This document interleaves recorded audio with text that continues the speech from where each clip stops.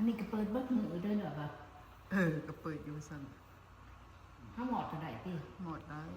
หมดมันก็บ่มีไฟขึ้นแต่มันก็เห็นอยู่แสงมันแบกต้นคริสต์มาสเพิ่นมันก็เฮ็ดคือเนาะมาเฮ็ดเบิร์ธเดย์ให้หลานสาว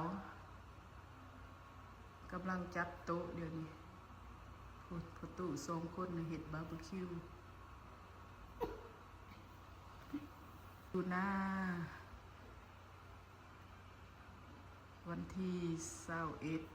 4 ปีเต็มเลยเด้เพิ่นไปโรงเรียนยังบ่มาเดียวนี่เอาจริงเอาจังเถอะได้เข้าโรงเรียนนี่ก็ได้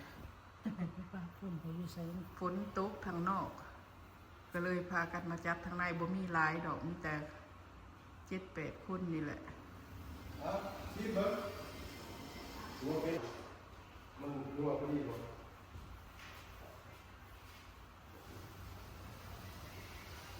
ฝนตกทางนอกเลยมาเห็ดทางในจานมันกลางนะจานหน่อยมันทั้งมันตาเพิ่นจัดมื้อนี้สำหรับหมู่คนเอเชียแล้วก็อีกมื้ออื่นวันเสาร์สิจัดให้คนหมู่คนมิกาที่หัวเป็นมันต้องมีเกียร์